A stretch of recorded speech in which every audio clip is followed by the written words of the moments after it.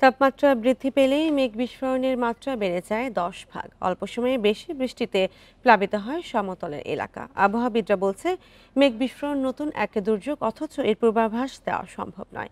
তাই এ নিয়ে আরও গবেষণা প্রয়োজন, সেই সাথে নতুন আবহাওয়া প্রযুক্তির ব্যবহারও জরুরি। পাহাড়ি এলাকায় মেঘ বিস্ফোরণের ছোট জায়গায় হঠাৎ ব্যাপক বৃষ্টি নামে। আবহাওয়া বিজ্ঞানের মতে প্রতি ঘন্টায় 100 মিলিমিটার বা 4 ইঞ্চি বেশি বৃষ্টি হলেই তা ক্লাউড ব্লাস্ট বা মেঘ ভাঙা বৃষ্টি বলে। সম্প্রতি দক্ষিণ এশিয়া জুড়ে এই দুর্যোগ বাড়ছে। আবহাওয়া অধিদপ্তরের তথ্য বলছে, 5 বছরে ভারত, বাংলাদেশ এবং পাকিস্তানের পাহাড়ের পাশাপাশি সমতলেও মেঘ বিস্ফোরণের ঘটনা বেড়েছে। জুলাই থেকে সেপ্টেম্বর বাংলাদেশে অতি ভারী বৃষ্টি বেড়েছে।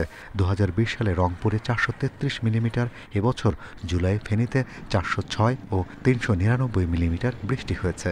আসাম, মেঘালয়, ত্রিপুরায় মেঘ বিস্ফোরণের সৃষ্ট ঢল বাংলাদেশের উপর দিয়ে বয়ে যায়। এতে বাড়ছে আকস্মিক বন্যা। তাপমাত্রা যদি 1 ডিগ্রি পরিমাণ বৃদ্ধি পায়, তাহলে এই সব যে স্বল্প সময় অধিক বৃষ্টিপাত, এটা একটা মেঘ বিস্ফোরণও এই আওতার মধ্যেই পড়ে। স্বল্প সময় ভারী বৃষ্টিপাত সংঘটিত হওয়ার ঘটনাগুলো 10% বৃদ্ধি পায়।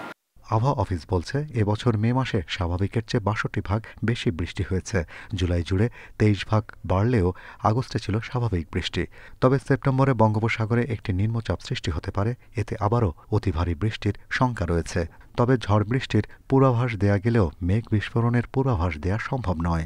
5টি রাডার যদি পুঙ্খানুপুঙ্খভাবে আমরা চালাতে পারি, তাহলে ক্লাউড বাস্ট সহ অন্য ফেনোমেনা যেটি স্বল্প সময়ের মধ্যে সংঘটিত হয়, পূর্বাভাসের ক্ষেত্রে যুগোপযোগী ভূমিকা পালন করা যাবে।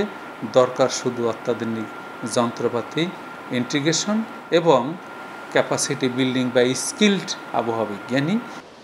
এদিকে অতি ভারী বৃষ্টির প্রভাবে মঙ্গলবার নাগাদ তিস্তা, ধরলা, দুধকুমার নদীর পানি বিপদসীমার ওপরে যেতে পারে। এর আশেপাশে নিম্নাঞ্চলে সাময়িক বন্যার পূর্বাভাস দিয়েছে বন্যা সতর্কীকরণ কেন্দ্র। Shahriar Anirban, independent news, Dhaka.